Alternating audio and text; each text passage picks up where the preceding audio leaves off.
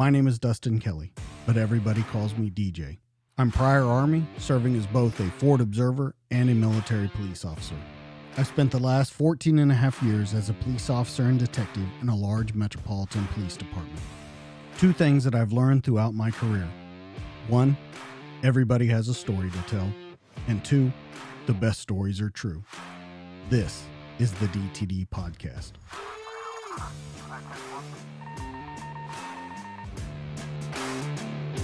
Hey guys, welcome back to the DTD Podcast. Tonight, a very special guest. He's a man, a mentor, a speaker. He was part of DEVGRU, and now he's figured out kind of how he wants to put his life into order, and he wants to help you put your life into order. Tonight, it's Eddiepinny. What's up, man?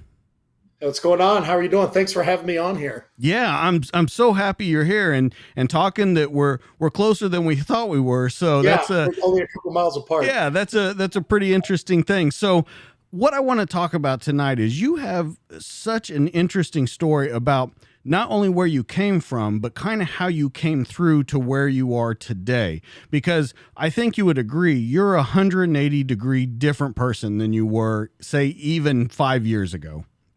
Absolutely. That's spot on. Yeah. So when we talk about your military service, you started as a Marine.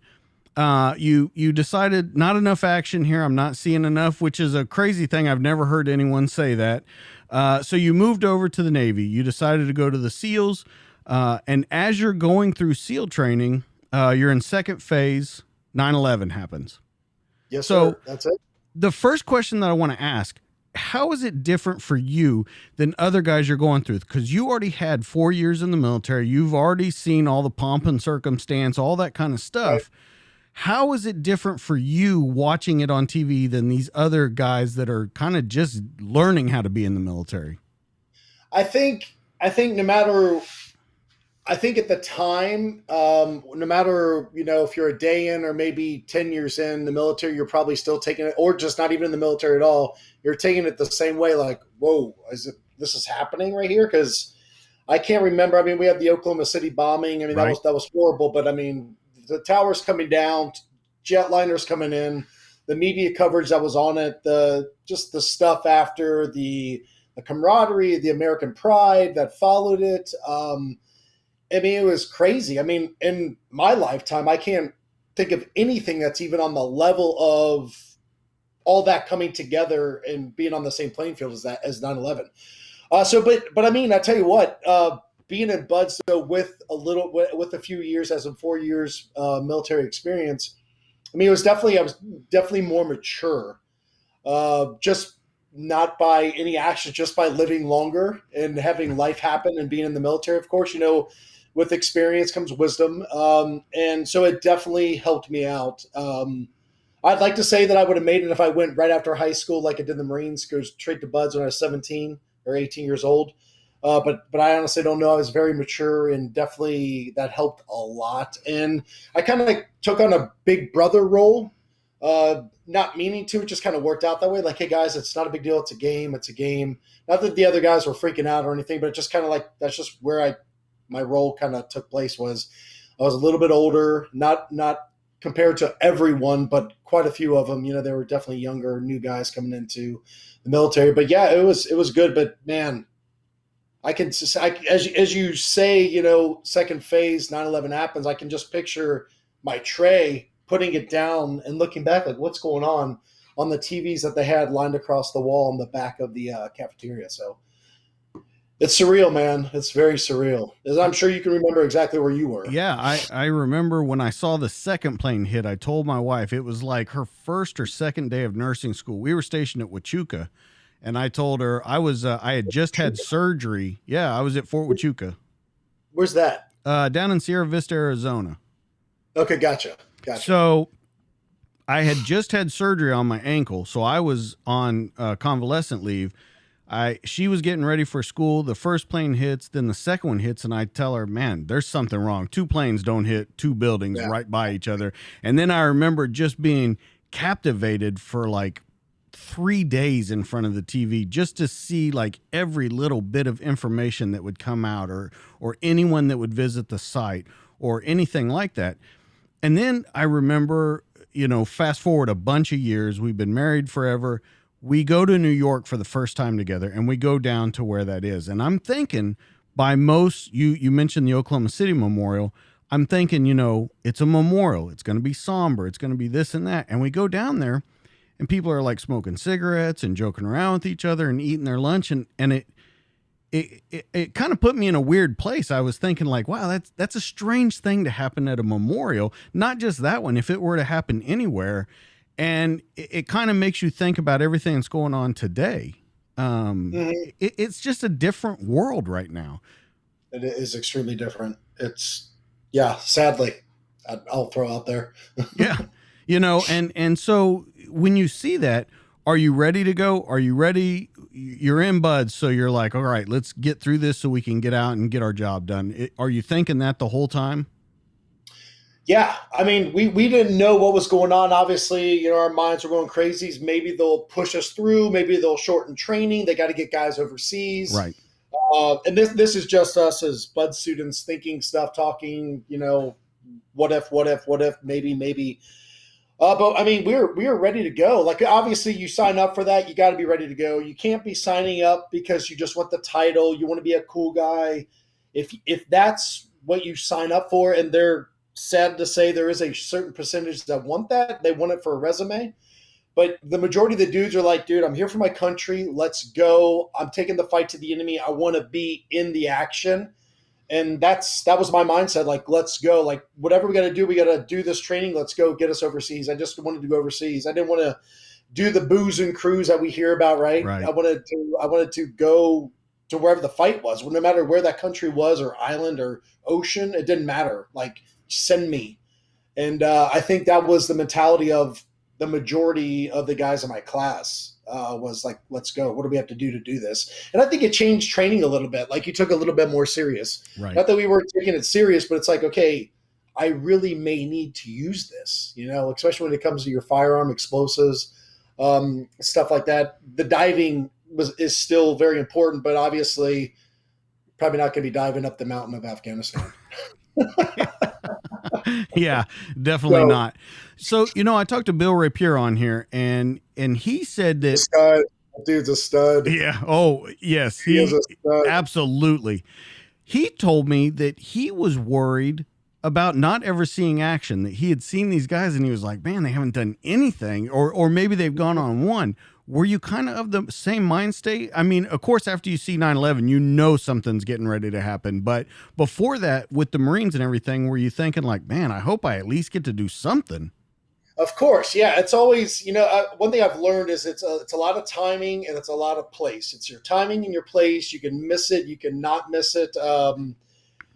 So yeah, of course. Yeah. You're thinking about that. Like, what am I going to see? Cause you get guys that are coming back from ops that do real world operations, and they're taking the fight to the enemy and they're getting in firefights. You're like, I want that. I want that so bad. Until you're actually engaged in a firefight, then you're like, what, why was I wanting this? So, but I mean, that's the nature of the beast. But yeah, of course you're thinking that stuff. You're like hoping that you don't miss it. I mean, I call it Tom's disease, terrified of missing stuff or shit, whatever. There's another acronym for it. I can't remember what it's, fear of missing out, FUMU, or I've heard that one too. So we have that big time. And I figured it, but with the way things were ramping up, I was like, we're definitely going to see this. I mean, that's why I signed up for this year. These guys, the SEAL teams, it's like, those are the ones that go. I mean, you got to use it, right? Yeah. At least that's what I was thinking in my brain. Right. So where are we at right now with family, girlfriend, wife? Where are we at right now in your career and in your age that you're at? When that happened, 9/11? Yes. Okay, so I had one child. She was 3, Kayla. We were in San Diego. I was married at the time. So married with one child at the time. And I'm going to talk about family a lot in this, but family on board with you about all this? Like, are they behind you and know, like, hey, I know it's serious and it's dangerous, but we're behind you. How's it going right now? Yeah, that's a funny question, because at that point in my life and my career, I hate to say I didn't care, but I don't think I cared. Okay. It was like, hey, here's what I want to do. I want to get out of the Marines and I want to go become a SEAL. And then you always hear well, not a lot of people make it. A lot of people fail. And I'm like, yeah, okay. So I just knew that barring an injury or something, I think it didn't matter. That quitting or failing was not a part of me. It wasn't happening. I honestly did not think about it at all. I didn't think about it. I mean, there was times like in Hell Week or when things really sucked, like, yeah, I could totally quit right now. But I'm not. But here we are. This sucks. But I just, yeah. But I told my wife at the time, I was like, yeah, we're going to do this. Here's what it kind of looks like. And I'm like, are you, and I'm sure I asked her, are you okay with this? And she was supportive. There wasn't an issue, but I mean, to be honest with you, I don't think I would have cared if she said, no, don't do it. I would have still gone. I was very self-centered. I was very selfish in my ways, which I see after the fact now. But it didn't matter at the time. I mean, I really just think that was my passion. That was my purpose. That was what I was my calling. And there was no, her pulling me back saying, don't do it, don't do it. It was like, okay, whatever, sounds good. And, get the kids, we go out to San Diego, and that was that. And so everything is going okay right now. This is before deployments start happening, everything like that. You have in your, what's that? The calm. Yeah. The calm before the storm. Yeah. So, everything's okay. You're getting into this lifestyle. You go out, now you start doing combat deployments. You do 2, and then we'll get into what you do after that, but you do 2 combat deployments. How do they work out? How is family going? What's your mind state as you're progressing through this? The first deployment was, emails, Skyping, missing the family, but I was so wrapped up and just consumed by being over there. And you really, you have to, you really can't let, certain things back home bother you or certain things like that. I remember being on times where if we would get in an argument like over Skype or something, I'd be like, I have to go right now. I can't do this. Cause I wanted to keep my mind clear. Like I had to keep my mind clear. That's just the way I was. As deployments progressed, it really wasn't a big deal because I was folding into the mold. But yeah, it took its toll. The first one, coming home, but then it's like automatically I'm like, all right, we're going back to the next one. Like I'm ready to go to the next one. When's our next workup starts immediately, pretty much after little vacay time, and then back to it. And that's really all that mattered. And I say this in pretty much all my podcasts because it's so true. And I'm sure you've seen American Sniper, correct? Yes, I have. So when Bradley Cooper comes back or Chris Kyle comes back and he's drinking a beer and he's staring at a TV and the TV's not even on. Right. And I saw that, I broke down. I mean, I was like, that's it. That is, for me personally, that was it right there. Like I was checked out. I mean, I would still do the physical stuff. Like I love you kids, I love you wife, all that good stuff. But I'd be thinking about like just going back over there. And it's peaceful over there because you don't have bills to worry about. I hate saying this. I mean, it has a different meaning today, but like family stuff, got to go do this, kids to school, chores, grocery store, get the garbage out. Did you get the cans back in? The gas is out of the car. Now we need an oil change. Oh, you got to get a state inspection. All these things over there was nothing. It was don't die and keep your buddies alive. It was very simple. And that's the way my brain took it. That's the way I process things. But it was easy. It was very easy over there. Let me ask you with that though. When you say something like that and you say it was just easy over there and you basic it down very much with that. I mean, you've cut out a lot of things. You say, don't die, keep your body alive. Very true. But looking back on it, don't you think it's a lot more complicated than that? Your brain just may not have been processing that at the time. I think a lot of it is that just like, as each second goes on in our life, we're processing things as we do it, right? As we do the podcast right now, you and I are both processing this. As the person that's listening to this is processing each second as it comes to them and they process. But I think also at that moment, and you know this as in your current profession, the more you do it, it's second nature. Right. You just get on it, and as the deployments progressed, it was just like, hey, this is it. This is all I care about. This is where where my heart was.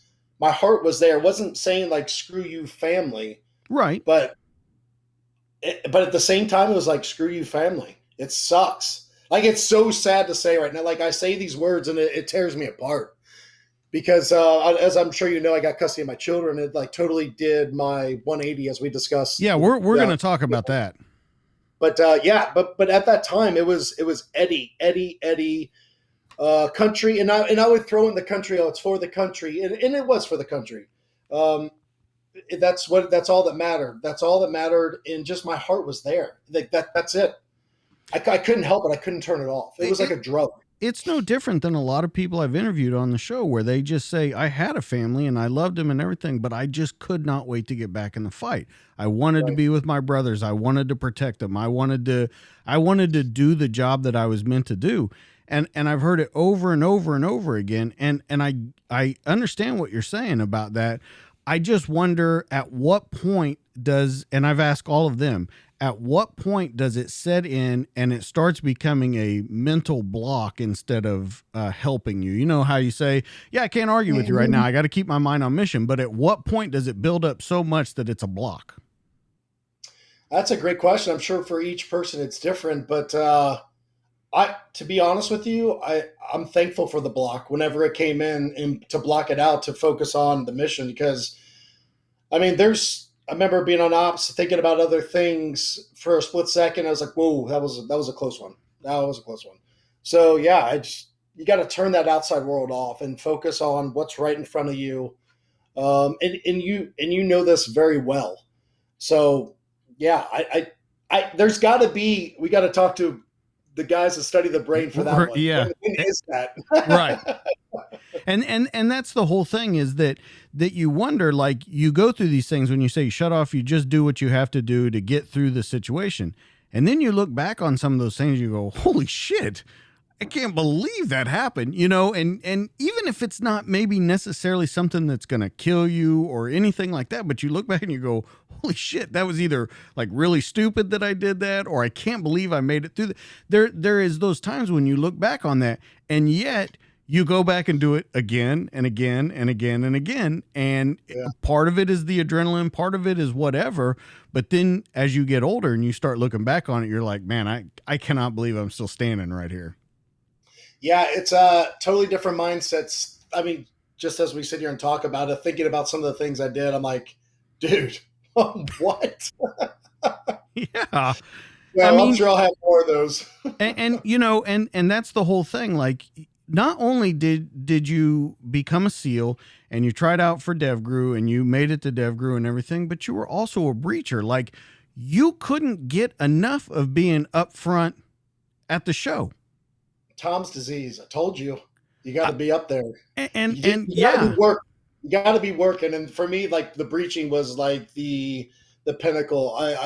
That was just phenomenal. Walking into a blast, into an unknown room, not knowing what you have, and letting your brain process as fast as possible. And that was just like, to me, that was the best. If there's ever a drug, that was my drug of choice right there. With that walking into that room without knowing what was in there, it was beautiful. And that would be my next question. You did that, whether you were a breacher or not. You went into those unknowns. You did it hundreds, if not thousands of times. What made you go, you know what? I got to amp this up a little more. It's like that drug's not working enough. And you're like, well, what can I do to bump this up a little bit for me?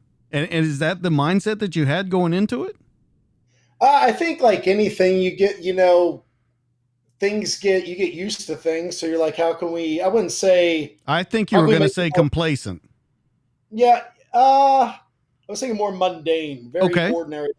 So I'd say go there. But yeah, you want to try to find ways to do it. Like, hey, let's try this technique or this tactic and see if it works, and Right. without compromising human lives, of course. But yeah, but I mean, once you find a tactic or technique that works, you stay with it. But I don't think I ever found like, God, this is really getting boring. This really sucks. The only time it got boring was when there wasn't people shooting back at you or you weren't shooting people. That's when I was like really bored.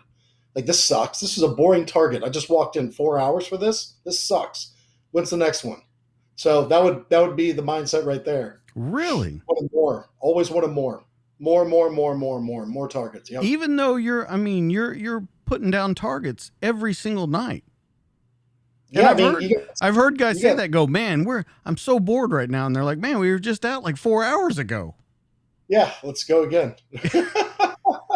That's what you worked. You worked your butt off. I mean, like for me, when I was a child, that's what I dreamed of.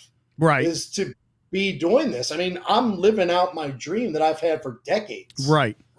And that's beautiful. I mean, that was awesome. Well, yeah, and I think the question that I would have is, up to this point, have you really lost anyone? Have you guys suffered many casualties, anything like that up to this point right now? For my unit, no, nothing at Team 2, nothing. Okay.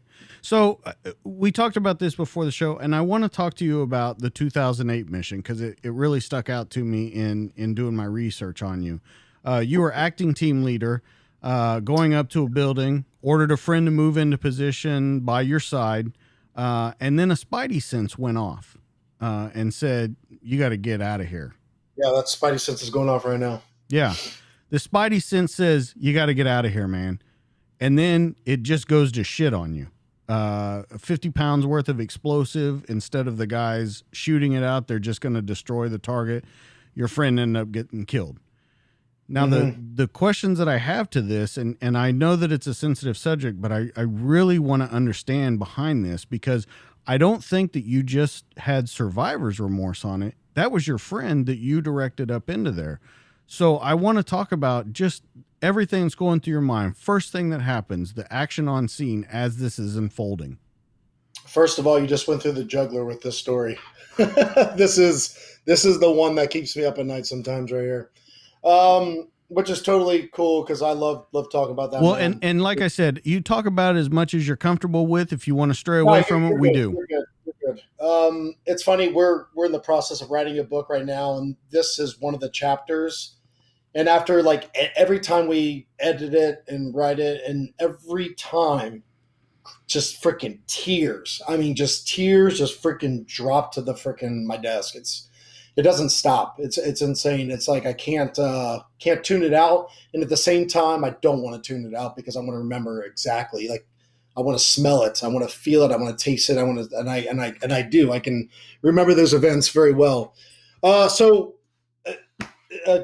I think most podcasts have this, but I was acting team leader because my team leader was sick, and then my good buddy Louie, he was the EOD guy, and we needed to clear. We were not primary entry team. Our other team was a primary, so we were on backup and to take care of all the people that were coming out of the targets, all the women, children, whatever males that came off target, and it was getting pretty bogged down. Like so, we were having our interpreter like telling people to come out because a week before we lost two other guys, Mike and Nate, who died. And they were used on one of the targets. They died by gunfire, but on another target adjacent that I was on, the dude blew up himself. Like he had a suicide vest, and he was holding his three children were right next to him. So like I had the beat on him. Like through the door, there's this dude with his shirt off, and he had his belt on and his pants. And I was going to take the shot, but his hands were down to the side, and I see these kids come over. So I was like, "What?"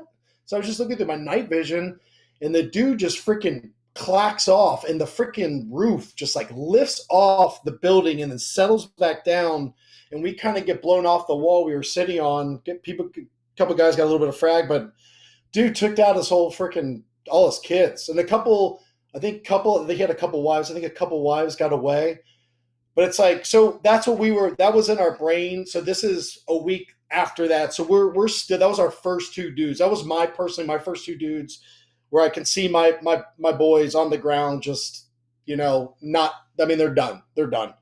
Um, and so this is a week after. So we're really paying attention because this is a crew that's blowing themselves up. They don't want to be captured. They're not going to be captured. They're taking themselves and their families out. They don't care. That's what the way these guys have been working.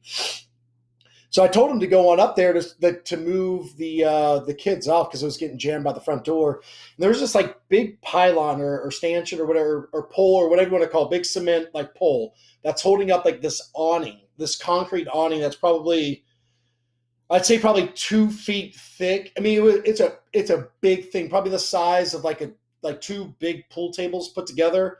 It's just one pole holding up this awning over the entryway to the front door. So he's right by this pole. So he goes up to the pole and he uses the pole for cover to hide behind so no one can take any pop shots out of the front door.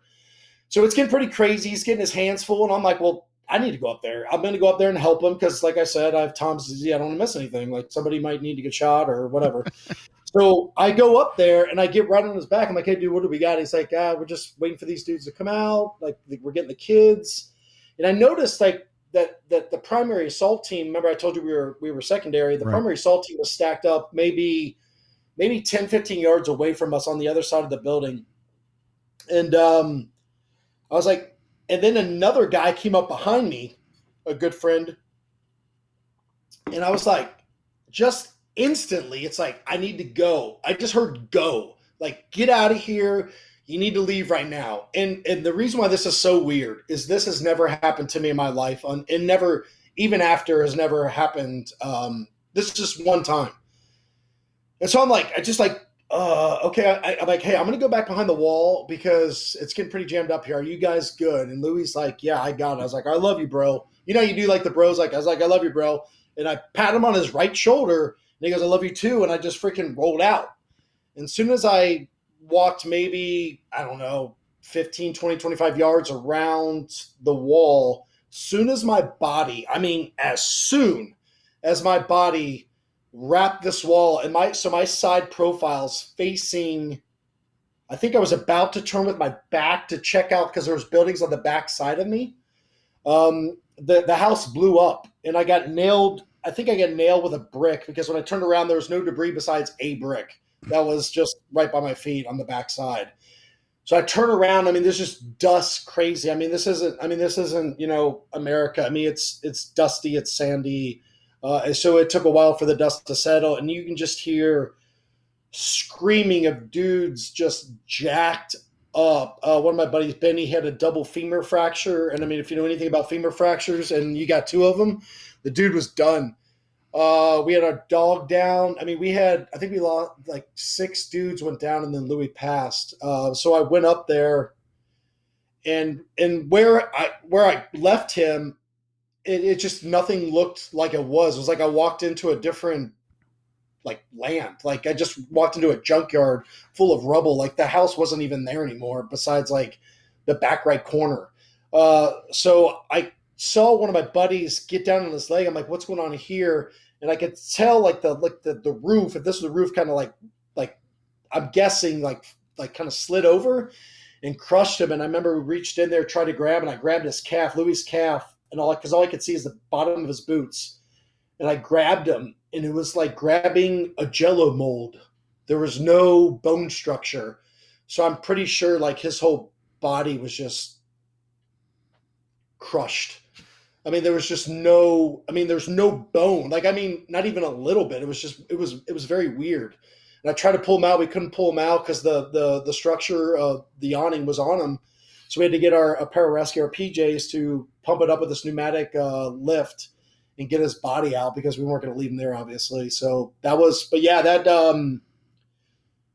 play that over and over again. If I didn't say, come over the radio, like, hey, Louis, move up. Why don't you move up and see if you can help out? I mean, he was like, Roger that, going. Like, because he's the same way I was. Like, hey, I don't want to miss anything. I'm getting up there. And before I even could say Roger that, I mean, he's hopping over the wall to go to that pole where he was last seen. So it's just freaking, yeah, that's a tough one for me, man. That's the one that keeps me up at night right there. Let's talk about decision-making skills after this happens. Let's talk about never wanting to make one again. That's exactly what I was. That's exactly what I was leading to. Was so we see this, and that's what you think is, well, if I would have never made that decision, that would have never happened. That's got to jam you up a little bit, especially as raring to go as you are. How do you deal with the two? You're raring to go, but are you worried about all your decisions now? I mean, I know you said you don't ever want to make one again, but I mean, are you literally worried about every decision then? No, I was kind of kidding on about making decisions. No, I mean, I know what it is. I know the reality of it. It doesn't mean that it still doesn't haunt me if I just, Right. what if I just say those words? Um, but no, I mean, the next deployment, I came back. I was, I wouldn't say hesitant, but I was definitely, I would take my pause before I would make an aggressive action on an enemy fighter. I would definitely give it another, like a half a second, or just to ensure. I wouldn't say it slowed me down, but I think I got smarter. Okay. Because that deployment too, I believe the dude I was shooting, I shot a grenade or some kind of explosive device, or because he was in a car that we were shooting up, and he was trying to get out, and he was pulling his AK up, and I shot something on his chest, and it might have been a grenade, and something kind of blew up and fragged me in the face. So there's a couple things on the deployment that kind of led me to like, all right, so Eddie, you're not invincible. Like maybe just like kind of take a wrap off, but I really never did take a wrap off because it's like you got to go, you got to go, you got to fight, you got to fight, you got to fight. But and then it goes back to I was okay if my time was done. Like I was all right with that. I was cool with a warrior's death. I was cool dying overseas. I was happy with my life to that point because I felt like my life, all that mattered was getting to that point and going to this fight to fight the bad guys. So I was okay with that. I mean, I really was. I really was okay to die. Like I'm not afraid to die. I mean, now that I have my freaking amazing family and my mind's clear, I don't want to die, but I do not fear death one bit. I don't fear it. I really don't. And I'm not saying that to, oh, look at me, I'm a macho man. I'm not saying that at all because I'm as human as the next guy, but I don't fear death. I don't fear death. I don't fear it. But I think that goes. I think that goes a lot to not only, you say, I don't say that to be a big tough guy, but I think that goes back to your faith a little bit too, don't you? 100%. 100%. Yeah. I mean, there's a reason for it. There's a reason why you're so involved in the faith. Now, you say that the spidey senses never happened again. Not like that. I've had, gut instincts like, whoa, this isn't good. I want to pose a question to you about that. Go for it. Because I thought about it. Now, we're going to jump ahead, but I'm going to come back, okay? Spidey sense, whenever that time told you you got nothing else to lose, why don't you go over to this church? Same voice? That was more my fiance was going to leave me versus anything. So she's like, here's what you got to do. So, no, it wasn't the same voice. No, it was, man. If it is like someone shook me and just like kind of like put me in a trance and said, "Get out!" Like you're going, like that's it. I can't even explain it with my words. I can't do it. I mean, I've had spidey sense. I got very good gut instincts. Like, hey, probably shouldn't start like getting in this bar fight because this dude's with like 20 dudes. Like, let's just get out of here. Let's live to fight another day. Like, I got the gut instincts and still like, but not like that. Never again. Never once have I had that. Okay. So as this happens, this scenario happens. You come back, but you lose several more friends. They're killed. Do you see yourself? And I don't know if you could at that point. Do you see yourself headed into an abyss? Describe abyss. Well, yeah. You talk a lot about that you became just obsessed with killing as many as you could for your friends, being consumed with the fight. Do you consciously see yourself headed into that? No, not anymore. During deployments, absolutely. And I mean, when you lose your buddies, I wouldn't say oh, okay, this is a double-edged sword right here. I wouldn't say I take it personally. I do take it personally, but we knew what we were walking in. Every man knew You're when they right. came to the community what they were signing up for. Every man knew when they went to development group what that meant. That meant that you're guaranteed going to go see the fight. That's pretty much what that means, and that's what guys they want. That they really do. But at the same time, yeah, you want it. But I guess the main thing that really threw me off, that really kind of calloused me, that really put the icing on the cake for me. I mean, because losing friends sucks. Right. I'm sure you heard. I talked about. I shot a guy that was reaching for an AK and about to swing it on me, and I dropped him, and I just had a bad feeling about it. And I never had a bad feeling about it. Just like I really never had a bad sense about leaving when Louis right there on that pole. And I felt bad. And I mean, I thought about it the whole helo ride. It was probably like a 45-minute, hour helo ride home. And then I talked to the intel guy, and I was like, if you find anything on this dude or from the target, please let me know. And 2 hours later, he came over. He's like, hey, let me show you something. And he put this on the computer screen, something that we found. And it was the dude that I shot, and he had these KBR guys, Kendall Brown and Root, the guys that kind of do all the logistical stuff, like semi-truck drivers moving food and supplies from forward operating base to main base or whatever it is to outstations. And this dude was running ballistics tests on all these Asian dudes staked on the side of a highway that they kidnapped from these semis.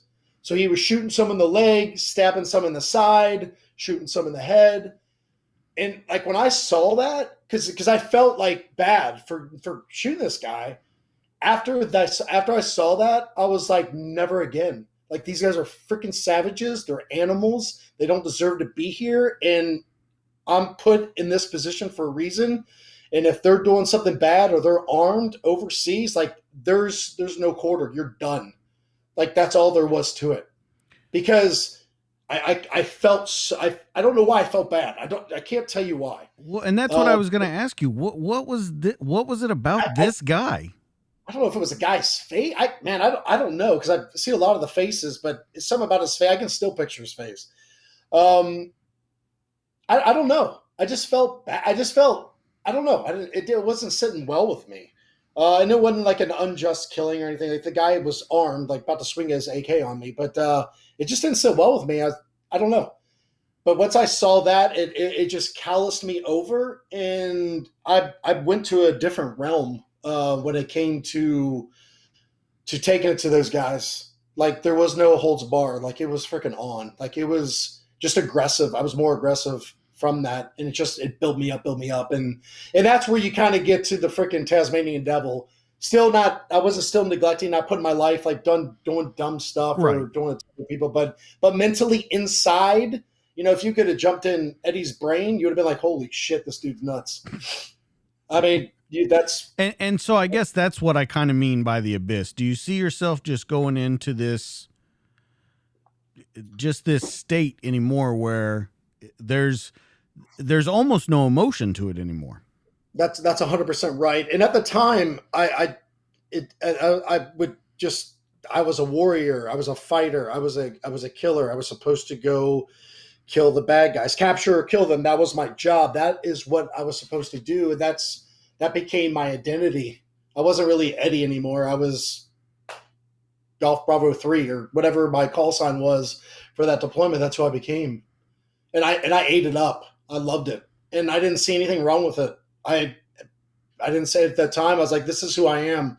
This is what I want to do. And like I said, it kind of went with, if I go down, if I get shot, I don't care. This is fine. I'm okay with this. I'm cool with this.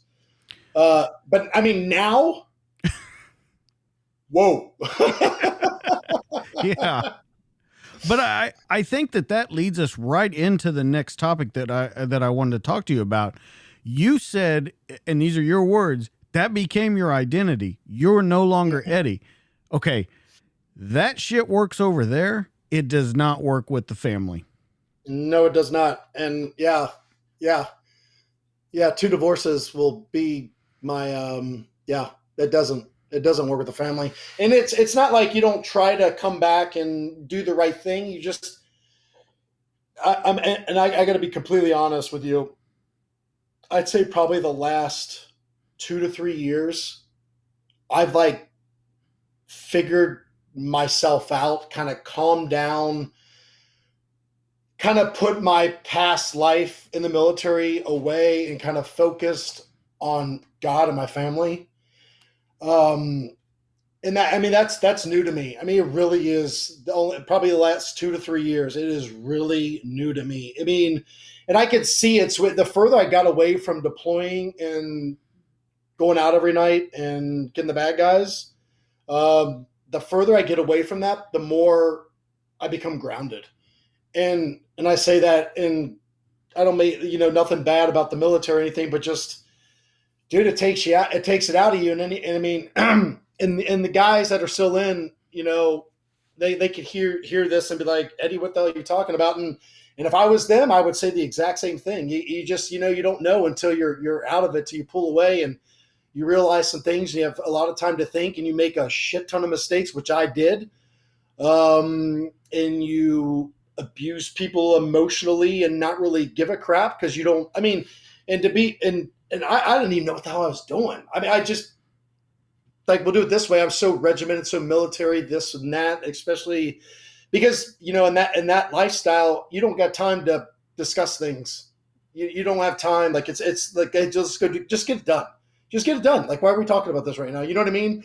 You don't realize I think that flows over into the family, where you tell your family, just get it done. This is what needs to be. And that switch never goes back and forth where you're like, wait a minute. I can't tell them that. It does now. Yeah, but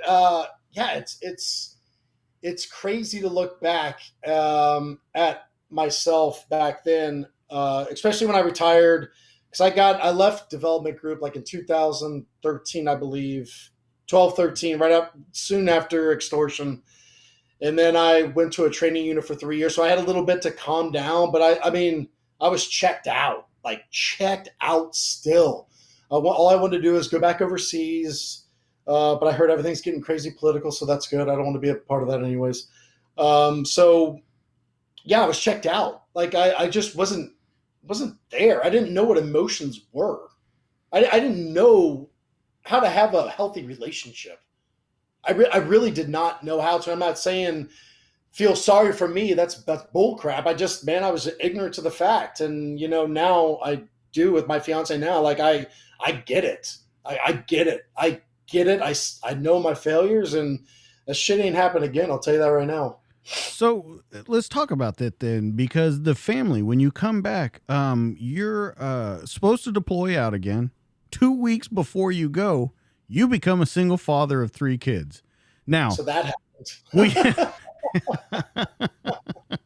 I would love to hear that when you're telling your command. Here's the thing. Boy. So they smiled. They just got the big. I might quit smiling. Stop because it. they know that is something that shows you they know. Yeah. So we can talk about as much or as little as you want to, but this shit does not happen overnight. You don't become a single father overnight. I'll tell you this, man. When I got my children, and I want to say this before I even start into this, is those damn kids saved my life. 100%. 100% those kids saved my life. 100%. I got those initial two years that I was by myself with those children was the hardest 2 years of my life. I just didn't know what to do. I mean, the kids were kids. They weren't bad kids. They were just kids.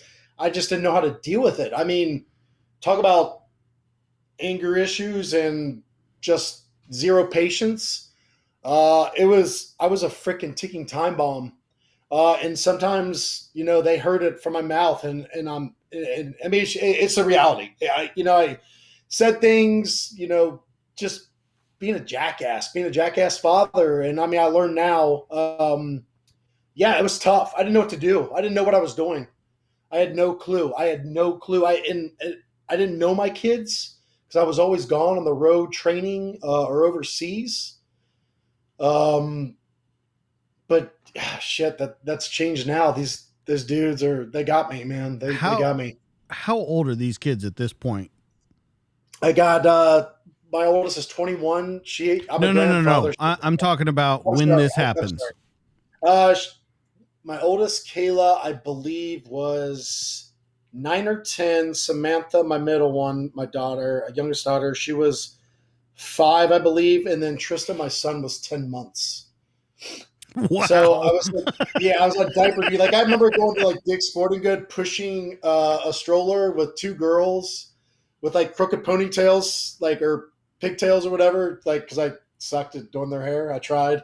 So yeah, in tow. Like, well, I'm just thinking more 10 months to 10 years. Yeah, like that's a huge gap, and that's a lot of shit to pick up on. I mean, I get it if you got to learn how to take care of a baby or you got to learn how to take care of a toddler, but you had to learn how to take care of a toddler, a baby, and headed towards their teens. It's so funny. I was doing that for like probably a year or so, and I would hear my friends still at the command. They'd be like, I got to watch the kids for a couple hours. Like this is. I'm like, I want to be like, dude, you shut your mouth. It's a couple hours. Shut up. Enjoy the damn kids. Get on the floor, play with them. So it's like, I mean, because there was no ending for me. Like that was my life. Thankfully, I mean, honestly, thankfully. But it was hard. It was so hard. And my kids know this. I tell them. I've been very honest with them. I was like, guys, it was hard for me because they always ask like, how'd you get us? They ask all the questions, especially now that they're older. And I'm very honest with him. Like, man, Dad did not know what the heck he was doing. He had no clue what he was doing. I was lost. I was a moron. I was a child. It was like a child trying to take care of 3 other kids. I mean, I believe my oldest, Kayla, she was probably more mature than I was. I didn't know what the hell I was doing. And I didn't know what to do with them. Like, all right, I got these kids. Like, what do you do? It's like, I mean, it sounds so stupid, but it's like, what do you do with these kids? Because they are from 10 to 10 months. Like, where can I go on my military salary to take care of these kids? And then like, oh, let's go to the park. Then I'm like, fuck, I got to pack all this shit. I need diapers. I need this. By the time I got that, 2 hours passed by. It's like time to eat dinner now. It's like, it was ridiculous, man. I was a mess. But I mean, now, God, dude, I'm freaking a whiz with kids. And like I told you in the beginning, if you don't want to talk about it, is the mother around at all? Yeah, so the kids will go see her in the summer. That time is like the summer of extortion. The kids were out there the whole summer. Right. Since then, time has shrunk down because they don't want to. They go up to see my mom and my dad up in Ohio now. So they only go see her for a few weeks now, or before it was a couple months. But usually they're. I mean, not that often. Try not to throw people under the bus. No, and yeah, no, and I understand. The reason I ask about it is because it's such a crazy story because you usually hear it the opposite direction. Right. They don't want anything to do with you because you're the madman going back and forth and all over the place, and to hear that, it's a strange thing. But to tack onto that, you still stayed a SEAL. You were still deployed, and that's what I wanted to talk to you about. Was this when you say the last summer when extortion happened? That's going to be the deployment, right? That you go, your kids are with their mom for the summer. You've been with them for what, 2 years now? Year and a half? About 2 years, year and a half, 2 years. Yeah. Yeah. So you're really kind of getting into this father role. You can we say softened your edges a little bit? You can definitely say that. Okay. So you softened your edges. You're looking at life a little different. You're starting to compartmentalize all those things that happened before that we talked about. You're kind of figuring out how to deal with it. You go over there, worst disaster in special operations history. 38 killed aboard. 15 of your fellow SEALs from your squad were killed. You watch it all on a video cam or a video feed, a live video feed that's coming in. Mm-hmm. So here's where I go with this. You saw that happen with your friend and you thought about it for a while. Then you see this happen, and you've softened your edges, and you're a different person. Does it come all right back in like a flood, or what do we do? I think that deployment I went back, I was so excited because I was off the train for so long. So I definitely was excited to go on that deployment and get back with my boys and go do the job that I love and the job that I've been training for forever and always wanted to be since I was a little kid. Excuse me. But I did take things a little bit slower, like I mentioned. When I was engaging in with the enemy, but yeah, I didn't really think about like, okay, we lost these guys this deployment, and then we lost Adam Brown and another one, and then we lost. Now we're dealing with this. It's just like I don't even know how to describe it. How do you describe it? Where do you find the words? I don't even know. It sucks. But I gotta say this, and I would expect the same person say it about me if I was gone. It's the nature of the beast. As sad as it is, it's the nature of the beast. That's war. That's what we signed to do. That's what we trained. Right. That's what they love to do. Right. They freaking loved it, all of them. And they were good at it. Every one of them were freaking badasses. But yeah, it was like, yeah, you felt a little beat up. You felt a little beat up, for sure. Do you ever look at it and go, when the fuck does all this end? Like, shit. Yeah, I guess when your last breath leaves your body. I don't know. I knew that was going to be my last deployment because of the kid situation. I knew that the timing and me getting out of the military and knowing I had to leave because I had 3 children, I couldn't stay in the squadron. I knew that was going to be my last one, and it was a crappy way to go. It'd be crappy no matter what. Absolutely. But it was hard. That flight home, laying next to Jason Workman's coffin the whole freaking time because I wouldn't leave it. For a week. Yeah, I was with him for 3 weeks actually, but yeah, I was for everything. Yeah, whenever his body was, I had to be with him. I was right next to him. I wouldn't leave him. Yeah, that was. I guess that was a week back in the States, right? As you were traveling to his final. Yeah, so we did. We came back with all the bodies into Dover. We had 2 planefuls because there was that many caskets. 2 C-17s landed at Dover, and they had to do the autopsies or try to get body parts with the right bodies and identify bodies and do whatever the arrangements they need to go to wherever they had to go to. So we had one night. So we flew back down to Virginia Beach, stayed there one night. Or sorry, I think I had like 2 nights. Came back up. Then we did the Angel flight from Dover, and I went over to Blanding, Utah with Jason. And was with him there for 2 weeks in Blanding, I believe, waiting for all the other memorial services to get done for the other guys before they got to Jason. And then from there, we had to take his body to Arlington National Cemetery. So I went with him to Arlington. And then when he was put in the ground there, that's when I was done. And, so what? And I was done, and I was done. And that's what I was getting ready to ask you. Where are we at now?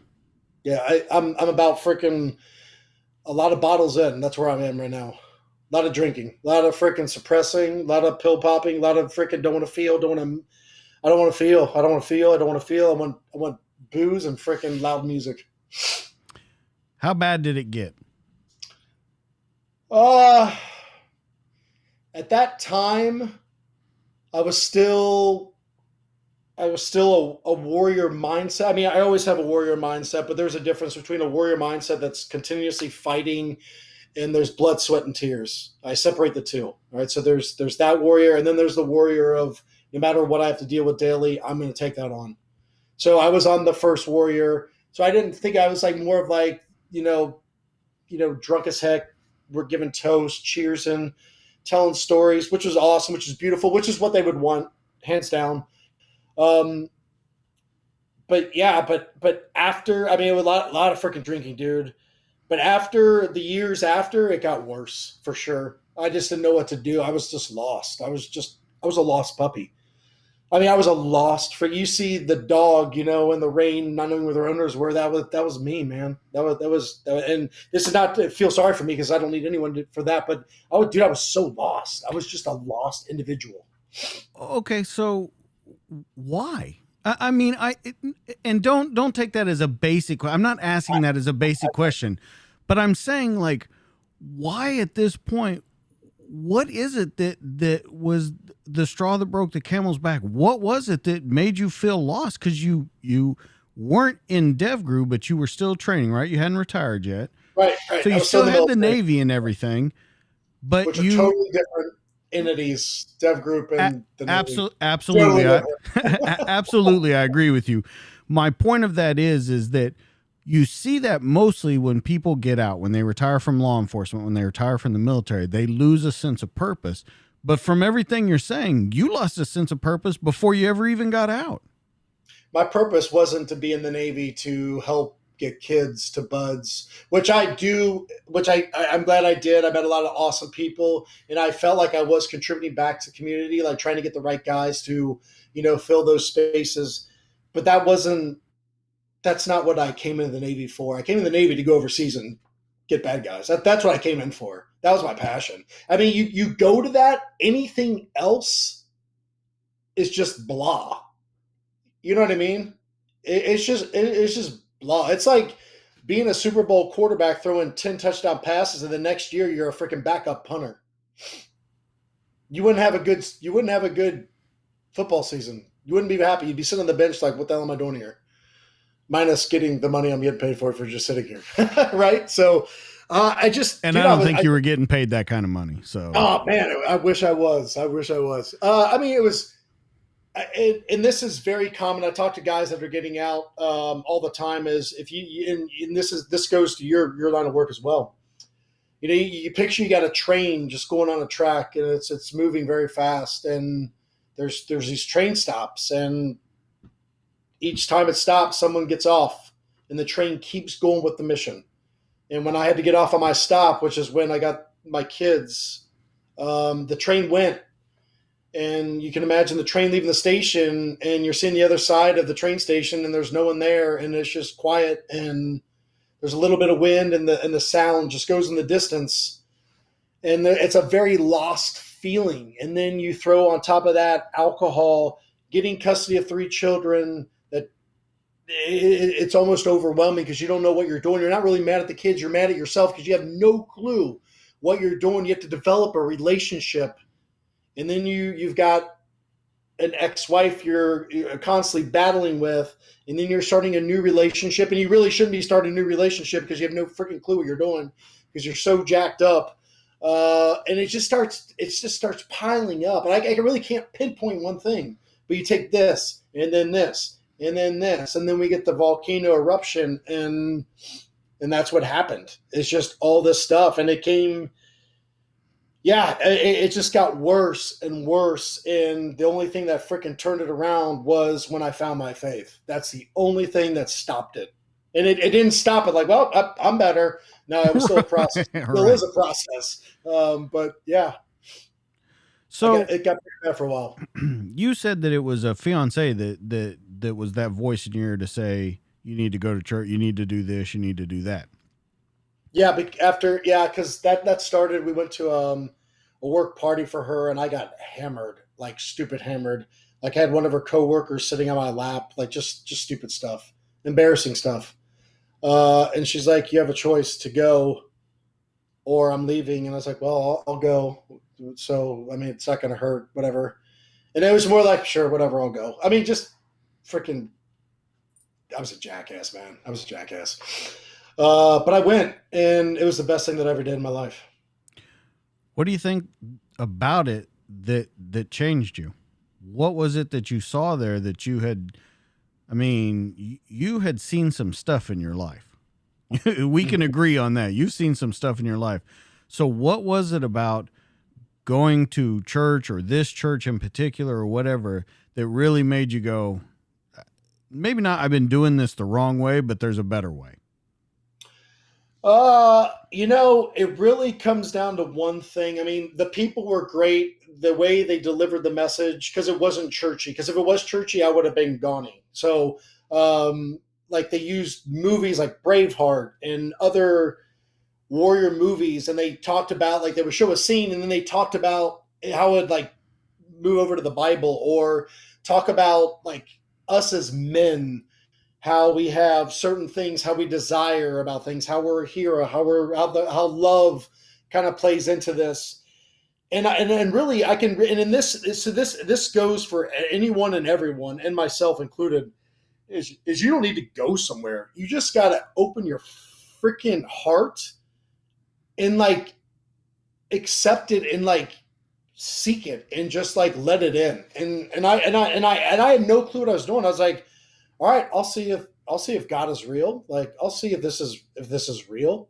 Because I was the guy before that'd be like, yeah, I'm not going to church. That's crazy. I was the guy that would never go into church because I had visions or dreams when I was a kid that Jesus was going to bust in and take me away from my family. I was scared shitless of churches. I went to spend the night at my freaking friend's house when I was a kid, and I didn't realize his dad was a pastor, and there was a picture of Jesus, and I called my mom to pick me up right away. Wait a minute. Yeah, dude, I'll say I hated Jesus. I hated God. I was scared shitless of him. Well, I was scared. Okay. I don't understand where that came Rewind. from. Yeah. Where did that come from?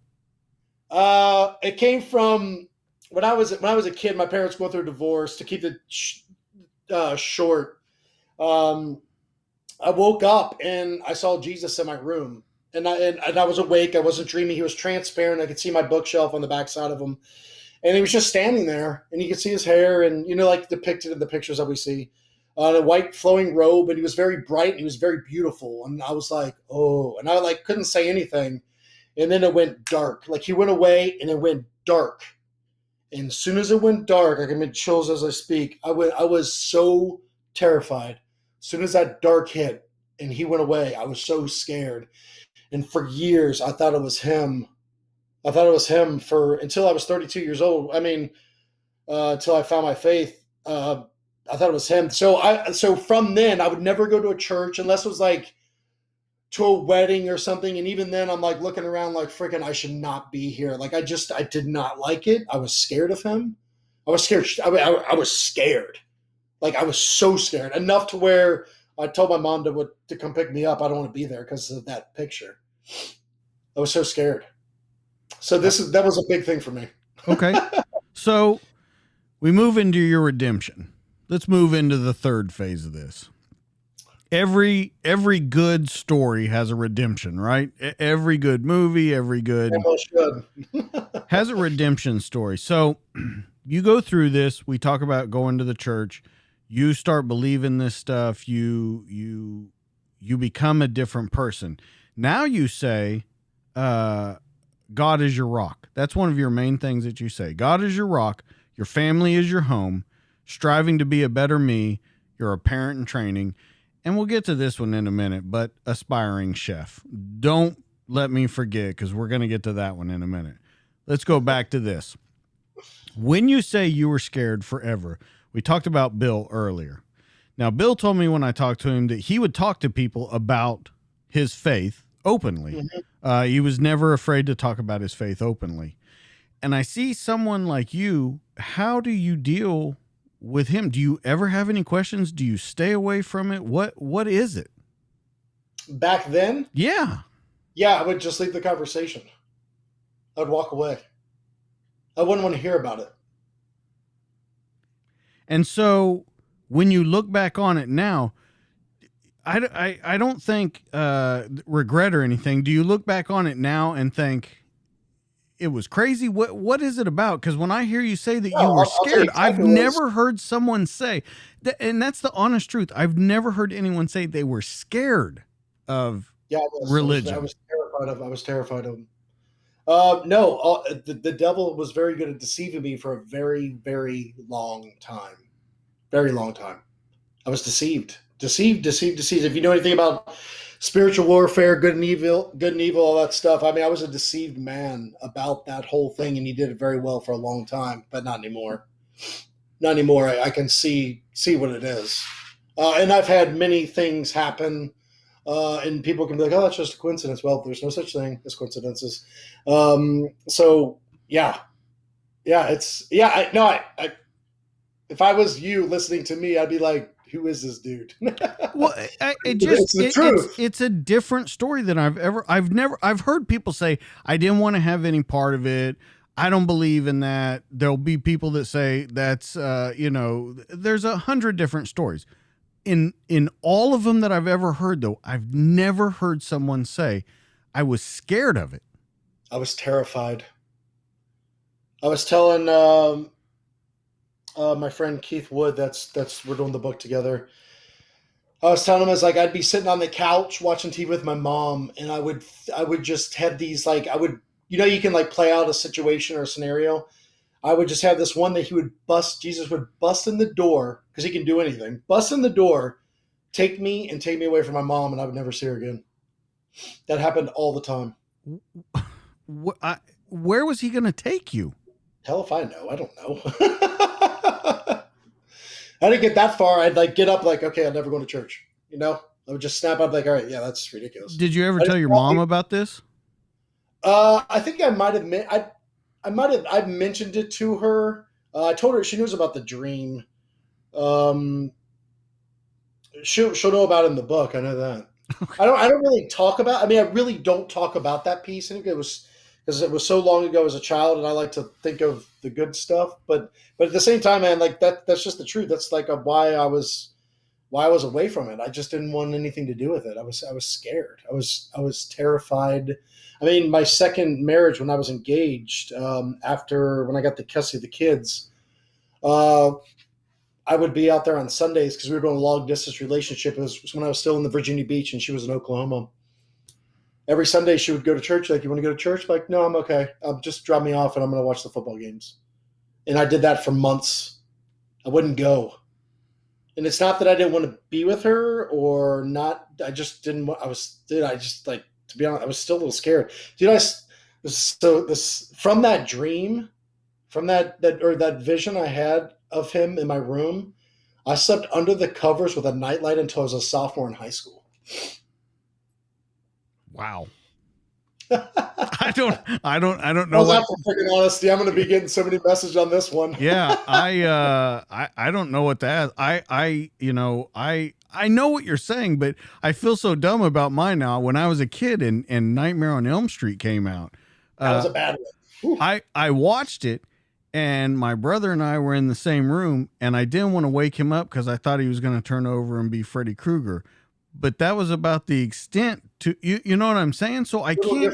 Jesus, yeah. Well, I just can't imagine to the extent that it took you. I mean, all the way till a sophomore. That's a long time. A long time. And so it makes your story even more fascinating to me that now this is kind of your bedrock. Something that you ran from forever. This is now your bedrock. A long time, yeah. Yeah. Yeah, when I first when God and I first met, I was in tears for at least 3 hours straight. I was like, holy crap.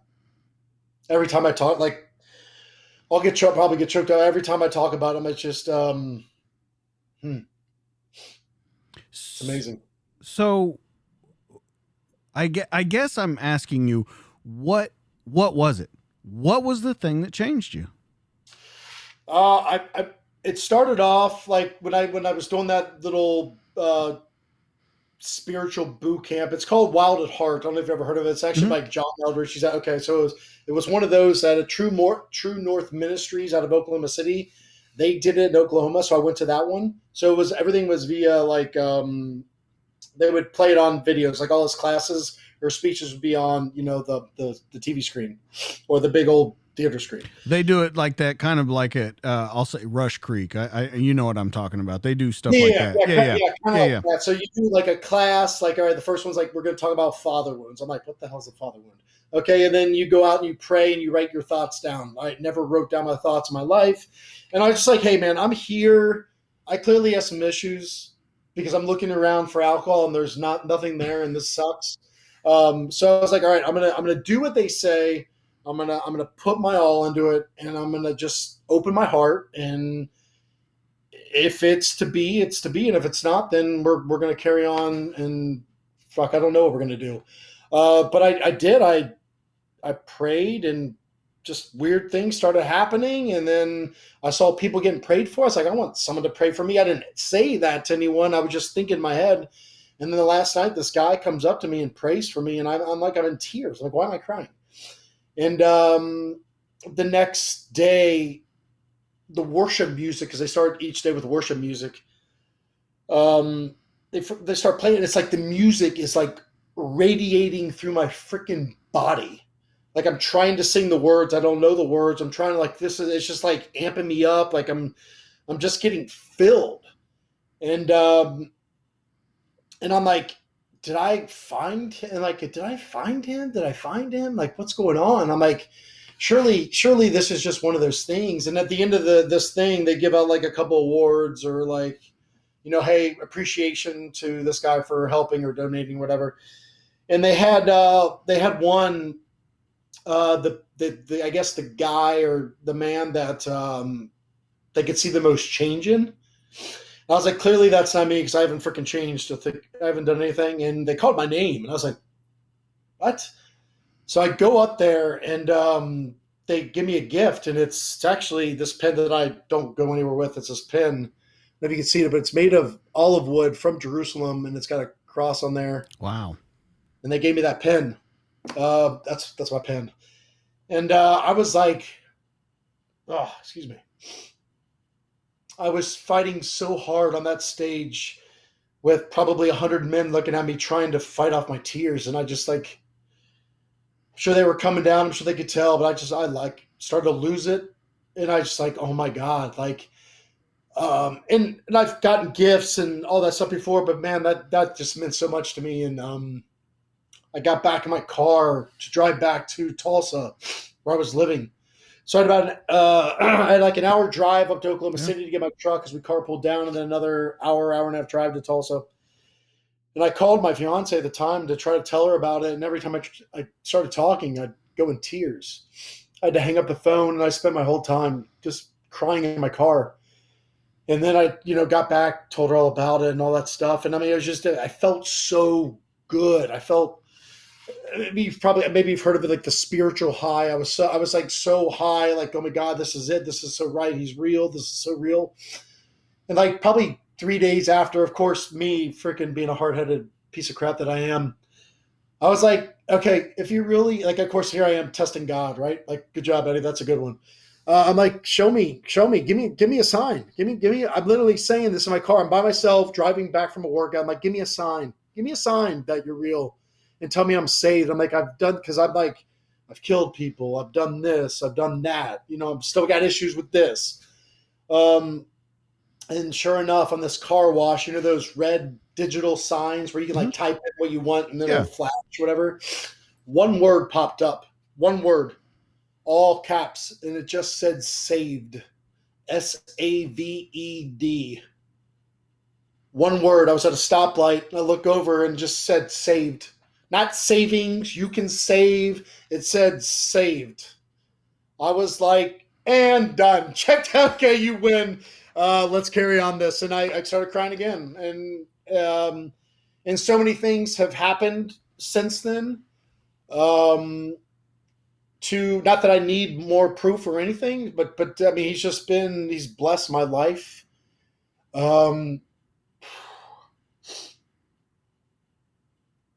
He's kept me alive, and it's good. And it's so funny. I say these words, and me 10 years ago, I'd be like, this guy's a nut job. This guy's a freaking nut job. But I was the dude calling other dudes nut job, like you're an idiot.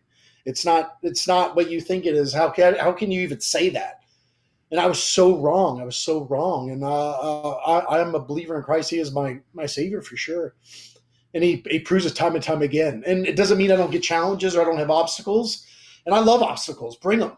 I just know I'm going to win them with him and with my family. I'll destroy them all. It doesn't matter what comes at me. Doesn't matter. doesn't matter. You know, the best part of that story that you just said was when they gave you the pin and you're standing in front of 100 men. Now, of those 100 men, you have probably in that group had seen the most in life. You would agree, right? I think we can say Probably. that. Yeah. Probably, yeah. And you were Most bad more. What's that? The most bad things. Okay, but that's my point. At that point, though, you were the most vulnerable to people you had nothing to explain to. Nothing. You owed those people nothing. You're at your most vulnerable. It speaks volumes to how much you had changed. I'll tell you this right now. You just said the word, the V word, vulnerable. And I've never allowed myself to do that. And I do it all the time now. And it's not that I try to. It's just like we're human. It's who we are.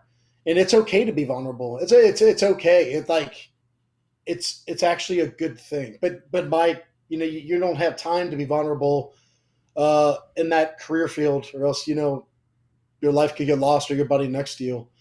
So it was a new thing for me. Like crying, that was a new thing.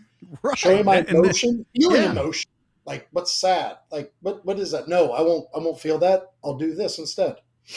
I just imagine you being like when you first start crying, like what are these things coming out of my eyes? You cut me? Yeah. That's all I can see. That Jerry Seinfeld where he's like, what is this? What a great show. Yeah.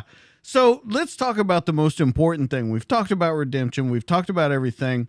This is where you're at. This is where you're going in life. And this is where you turn things around for not only yourself, but everyone that wants to listen to you. And believe me, you've got a fan base going. Let's talk Unafraid.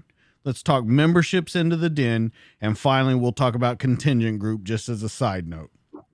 So Unafraid's definitely a new thing that started probably a couple years, but very slow. And it really started, I was listening to a song by Skillet called Lions. And it said, "We are not afraid." And I'm like, I love that word. And all I would just hear, unafraid. Like, why would we be unafraid? And just my brain goes crazy. And then usually when I work out, which I do a lot because it's my therapy, it keeps me, on an even playing field. And just my brain went crazy. I was like, all right, what do we need to do? I was like, oh, cool. Let's make some t-shirt. Okay, well, let's make this stand for something. What does this mean to me? And then it's like that unafraid mindset. And it really just kind of comes as like, so many people are afraid to go, they're afraid to fail, or they're afraid to go try new things. They're afraid to go do this. They're afraid to go talk to this person. They're going to apply to a job or ask for this. Just afraid to do certain things when we shouldn't be afraid. Or be vulnerable. Right. You just go do it. Go do it and just take one step at a time and just worry about that first step and make things happen. And that's kind of like the community in the den that we're trying to start. So that's where, you pay for your membership, and I put all my workouts on there because I think fitness is so huge for a good mindset. So fitness is on there, recipes, because I love food. I need to be a better cook for my family because my fiance doesn't like to cook. She's a great cook, but she just doesn't like to do it. So I'm like, all right, time to step in. And just like your motivational stuff, like motivational quotes, motivational books, faith-based stuff, music, faith-based music, stuff for workout music, you name it. It's just on there. Guns, pointy thing. Actually, if you want me to, I'll go down the list. You got accountability, which is probably the biggest thing, accountability. Faith is most important, accountability of just being accountable to even just yourself being accountable. Exactly. I think that's accountability all the time. That's why, I have my little bracelet. It reminds me all the time. You're unafraid. You got your mindset. I put things, I wear things, I put things in a certain place. I put certain stickers on certain things to remind me when I go do stuff, this is your mindset. You're not going to fall down into a hole. So, yes. Yeah. Well, you got faith. You got foodies, general discussion, guns and gear, motivating words, training, unafraid parents. You're really taking this parent thing to heart. Dude, I love it. I love it because I think so many fathers are afraid. So many fathers, from what I've seen from my friends, from my experiences, is I go make the money, I come back. It's kind of like the 1950s, 1960s lifestyle, right? And mom's taking care of all the kids and all the house stuff, but it's like we can't do that. Like our like fathers, especially and mothers as well. We need to be engaged in children. We can see the crap happening around this country right now in its absence of fathers. I think that's such a huge problem right there.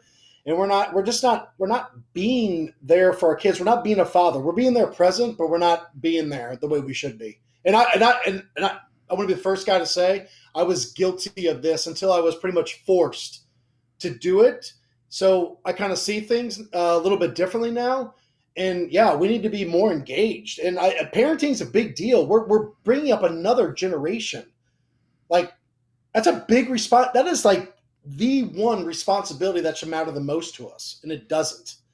So yeah, and we have questions. People have questions. I have questions all the time. Like crap, how do I do this? How do I do that? And there's a ton of people out there that got the answer. So I have a community that can help each other out. And it's kind of like another social media. Like you can message people and post stuff and all that stuff and get into the discussions. But for me, when I go through Instagram or Facebook, it's like you're scrolling, you're scrolling, you're scrolling. Like if I want motivation, I want to be able to go to one spot and then get my fill. Like if I'm having a rough time, like I need to read something motivating. Oh, here it is. That's good. Oh, what's this one? And then okay, I need to listen to some motivation that someone else recommended because I need some new motivation or whatever it is.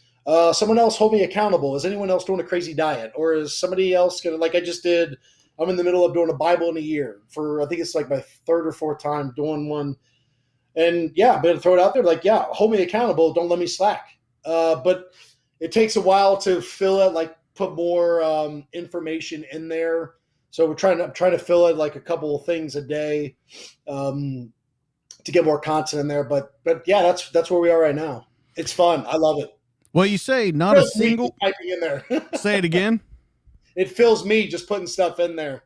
Yeah, I love it. Well, one of the quotes on there says, "Not a single person can get through this journey alone." I think that goes back to your team days. Yeah, I tried that. Doesn't work. Yeah. Yeah, you're alone as you and the bottle, the pill bottle, and what other crap you can find. And they're all empty at the bottom. So Yep, they all run dry. So let me ask you, what does accountability mean to you? I think certain things. Okay, we all have our vices. We all have our demons. I would say we have our demons. Like for me, sweets is one of them. Hands down, sweets is like one of my demons. Laziness can sometimes be one of my demons. So I have to put certain things and be accountable to those things.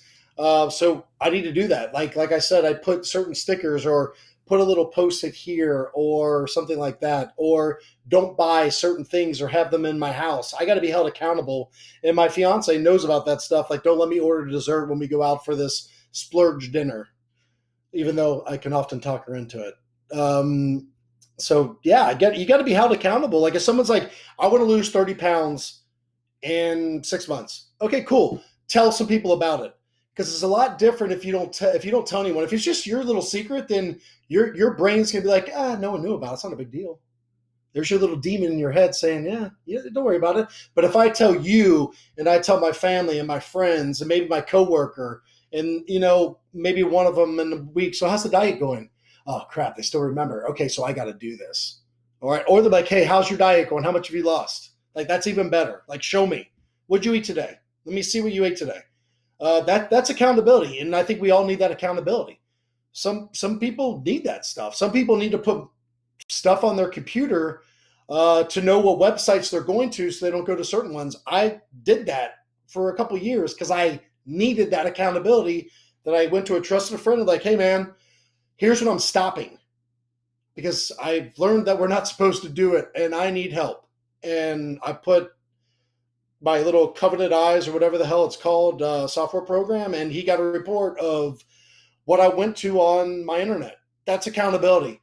I did not like that accountability, but it kept me accountable. Yeah. That's what I'm talking about. So you want to get shit done, you go get it done. And being accountable, that's one of the ways that's going to get you through it. that's the new Eddie. Let me flip the script. Let me flip the question.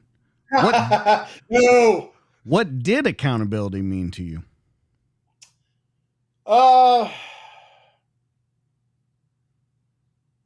Show up to work and do your job. That's your accountability. I don't think I had any accountability. And if I did, I wasn't listening. Minus work. Minus work. Okay. I don't think I had. I didn't want. So yourself and your team is what you're saying. Yeah. I didn't want to be a better me. I wanted to be a better SEAL. That wasn't me. I want to be a better me. Two different things. Absolutely. Navy SEAL is a damn title. So many people think, oh, you're a super, you can do it. No. You get some good training, you got some good gear, you got a lot of funding and a lot of assets. You got you work well as a team. You're still human, you still bleed the same blood, but it's not making me a better me. I want to be a better me. I want people to be like, oh, that's Eddie, not like, oh, that guy was a prior SEAL, which is, I mean, that's what you get. I understand, but like, I want to be a better me, man. That's it. So let's talk about I want people better around me. I want to make them better, and I want them to freaking make me better through osmosis. Like, let's just. Well, that's what I was about to say. Doesn't, what do they say? Not teamwork makes the dream work, but like emotion, motion creates emotion all around you, and it does better things. I want to talk about the origins of the heart logo. Okay, gotcha. Actually, I was on Shutterstock, I believe, and I was looking up mindset, I believe, because I was just looking for something, and I saw it was kind of like a paint splattered, like heart and paint splattered brain. And I was like, all right, let's clean this up. So I sent it off to a logo place. I'm like, here's what I'm envisioning. Like, what do you guys got? And they sent it back, and that's what we have. Wow. I was expecting that to be a lot deeper story. Oh, no, but I just love the heart, because you got to have your heart into Absolutely. it. It's got to be clean, and it's got to be onto it. You got to be focused. I mean, it's perfect. It is like the perfect combination. Well, don't you think that it's the most important organ?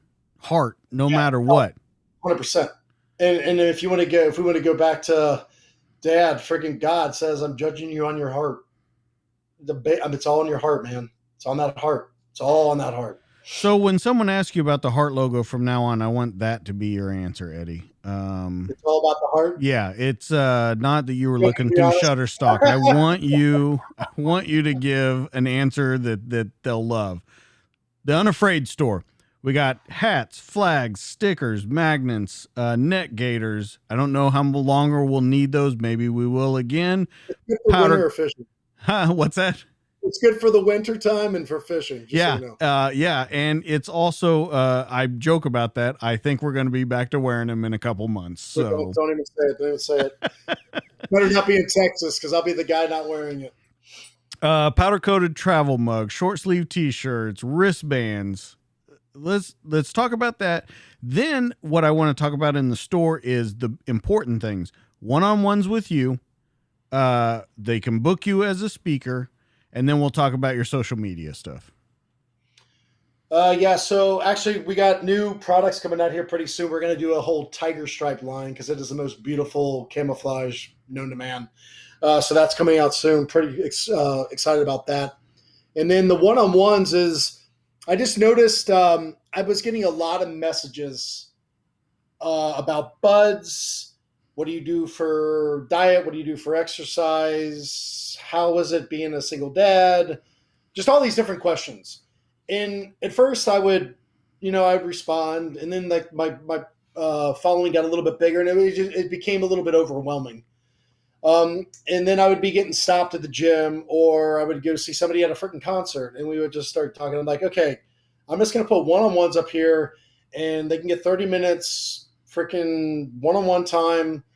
Let's chat it up. Let's talk about it. And hopefully I can pour some wisdom into them, and hopefully and I'm sure in return they'll be giving me wisdom as well. And that's kind of how that started. And actually, I just put that up maybe a few weeks ago.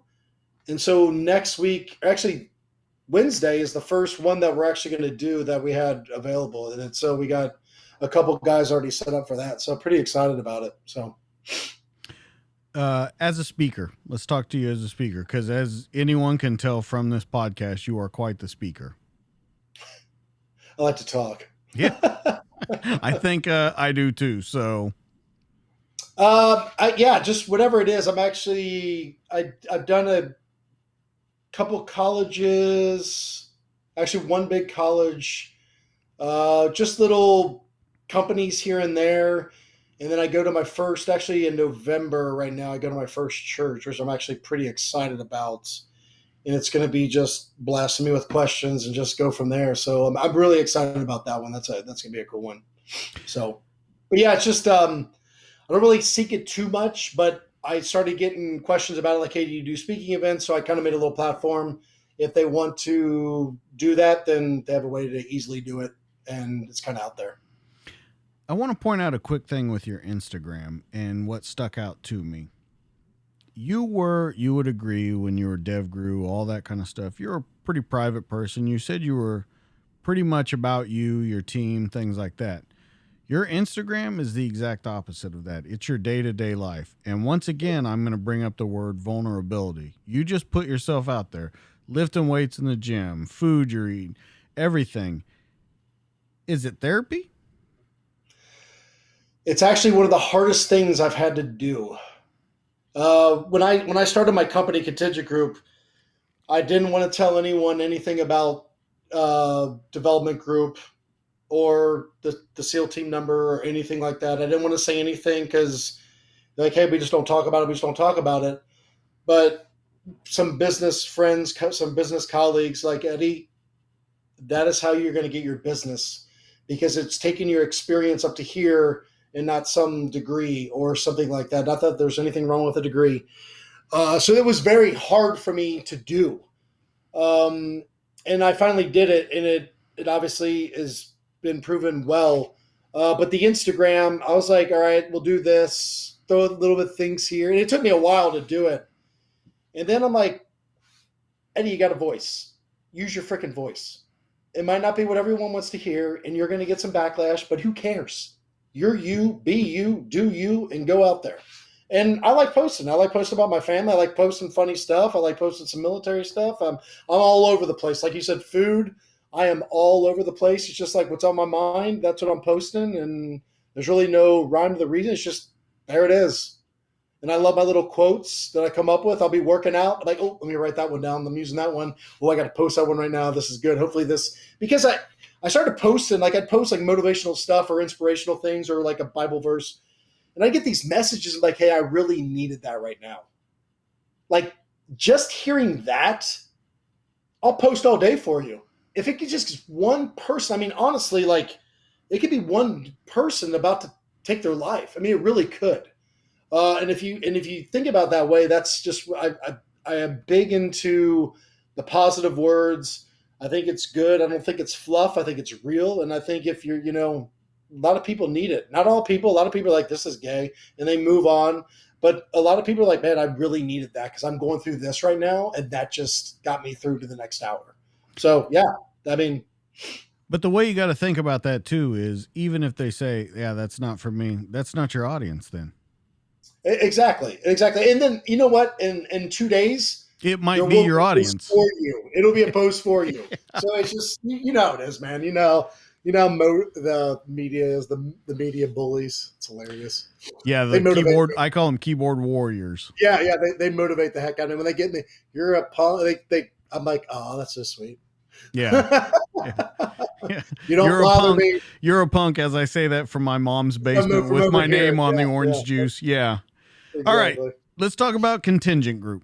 Creatively, strategically, and vigilantly provide for all your safety and security needs at home and abroad. You make bug out buildings. Well, Yeah, I don't personally Well, like. I don't mean Yeah. that you build it, but Yeah, they're important to have. Like with all that crap going on, and yeah, it's good to have. It is good to have.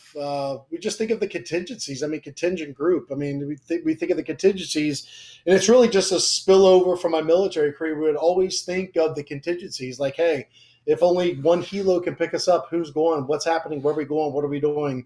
You got to have those contingencies, and that's what we try to think about for everyone. So really, it's just a lot of people are like, oh, so you put up security cameras? It's like, well, yeah, but it's a little bit more in depth than that. So we make the security system both cyber and physical for the person, the family, the group, the organization.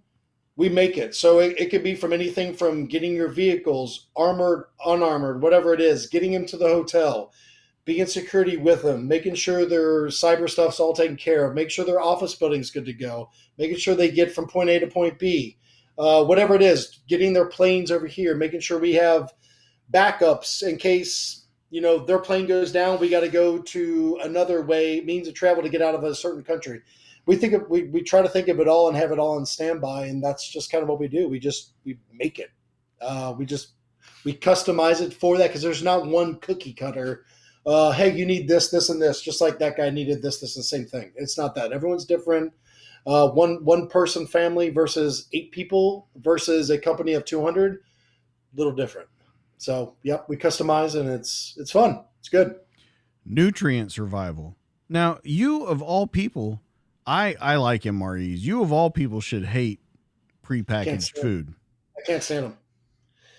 So, nutrient survival, they reached out and they're like, hey, Eddie, do you want to kind of speak about this and be one of our influencers for it? I was like, well, send me your stuff and we'll take a look. And I really like their product. Like, I really did a lot of physical stuff like that I do day to day, and I just took their stuff, and it was amazing for camping. We just got back from a Montana trip, took it up there. Excuse me, used it up there.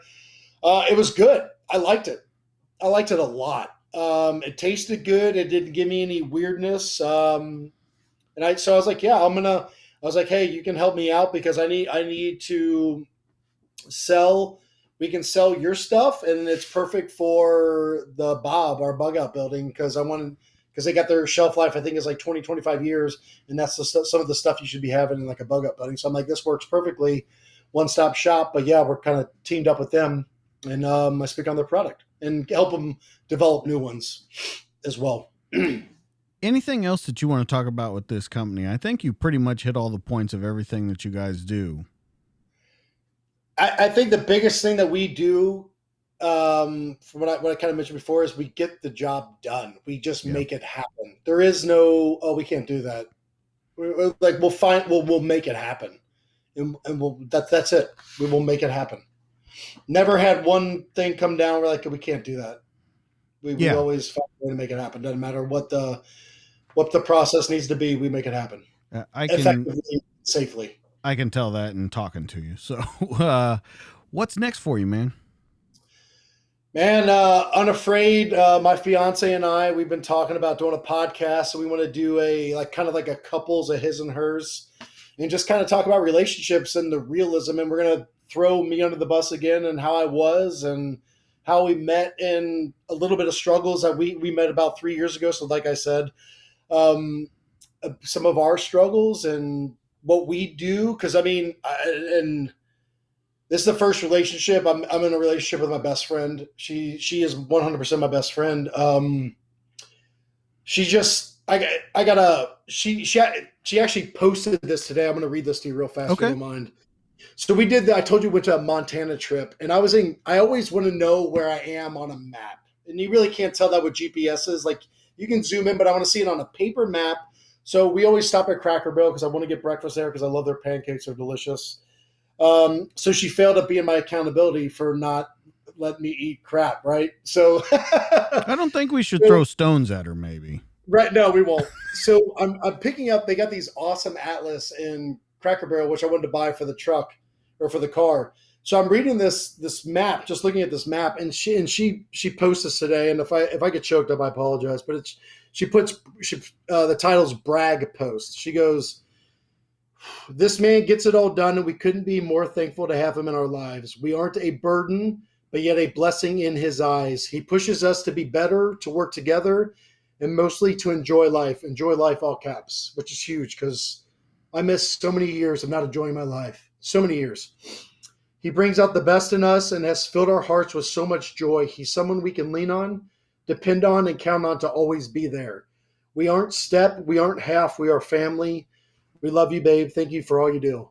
So that's my girl. I am in the best relationship I've ever been in my entire life. I'm finally with my teammate. We both seek God together. It's beautiful. She has 2 kids. I have my 3, so we've got like a Brady Bunch. And it's beautiful, man. So we're going to do a lot of stuff. I'm getting her. I want to bring her into Unafraid some more. So she's helping out. She's helping out with design stuff and ideas and stuff like that. So yeah, I'm going to do a lot more things with her because she's got me, buddy. She's got my heart. Well, I think that you don't maybe give yourself enough credit there too. The old you wouldn't be with this girl.